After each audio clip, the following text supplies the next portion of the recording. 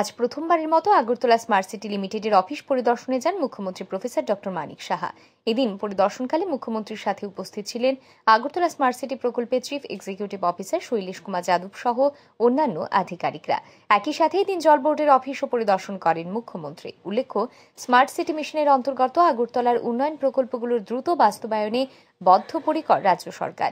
ইতিমধ্যেই গুণমান বজায় রেখে বেশিরভাগ কাজ চূড়ান্ত পর্যায়ের দিকে অগ্রসর হচ্ছে। সংশ্লিষ্ট প্রকল্পগুলোর অগ্রগতি সম্পর্কে অবগত হতে এদিন ইউটি ভবনস্থিত আগরতলা স্মার্ট সিটি লিমিটেডের অফিস পরিদর্শন করেন মুখ্যমন্ত্রী। একই সাথে এদিন পানীয় জলের নিয়মিত যোগানে কর্মরত জল বোর্ডের অফিসও পরিদর্শন করেন তিনি। পরিদর্শনকালে দুই অফিসের সংশ্লিষ্ট আধিকারিকের সাথে বৈঠকও করেন মুখ্যমন্ত্রী। স্মার্ট সিটির প্রকল্পগুলো আমি জানতাম, কিন্তু অফিসে কোনোদিন আসি না। জল বোর্ডেও আমি গেলাম, তারপরে টুডার কি কাজ হচ্ছে সেখানে, এখন বর্তমানে অকুপেন্টস কতজন এসছে সেই বিষয়ে খবরাখবর নিলাম। তো সব মিলিয়ে একটা ধারণা নিলাম, এবং আরও কোথায় কোথায় আমাদের বিভিন্ন প্রজেক্ট করা উচিত সেই বিষয়ে আমি আধিকারিকদের সাথে কথা বলেছি।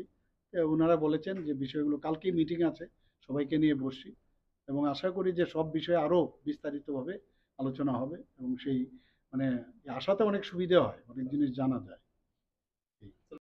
দুই ক্ষেত্রেই যে সমস্ত খামতি রয়েছে সেই খামতিগুলো দূর করতে বিশেষ নজর দেওয়ার নির্দেশ দেন মুখ্যমন্ত্রী।